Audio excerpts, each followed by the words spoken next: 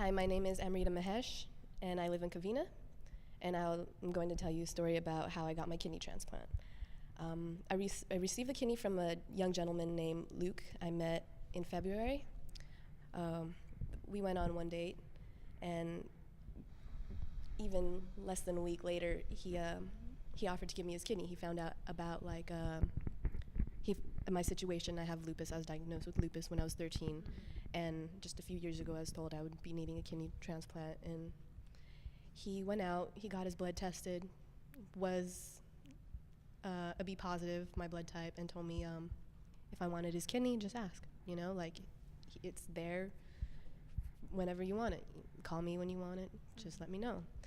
And I was a little hesitant. I barely knew the guy, I really didn't know what his intentions and motives were. So, and I was still in the process of trying to get my brother to do the transplant. And so it was a few months before I decided, he asked one last time, and I said, you know what, okay, sure.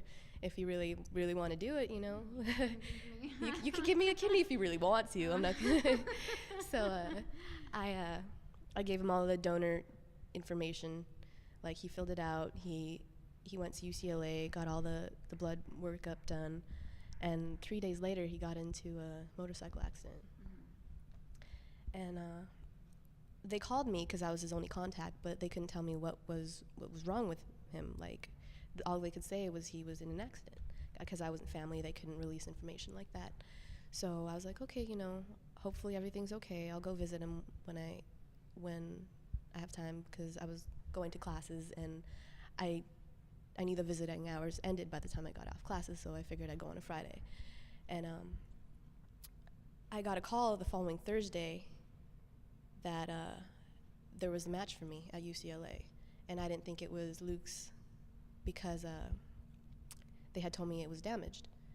So I went in, I got my blood drawn, and I went up to visit Luke and saw him with all his machines attached to him, but still not knowing what's exactly wrong with him. The nurses couldn't tell me anything as much as they wanted to, because they couldn't release information like that. And eventually, though, after hearing my name, they told me to contact his parents. So because I couldn't get any information, the nurse contacted his mother, and I spoke to her, and they said they were keeping his body alive for me. Like, he had recently passed away. Like, he was brain dead. So I was crying, and then I was a little happy to find out, I have a new lease on life. And then I was crying again. It was incredibly bittersweet. And so. And now you are a pre-med student, Yeah, you were I'm saying. actually doing nephrology, being a kidney specialist myself. Really, in his honor. Wow. I actually told his Yes. parents that I will also name my first child after him.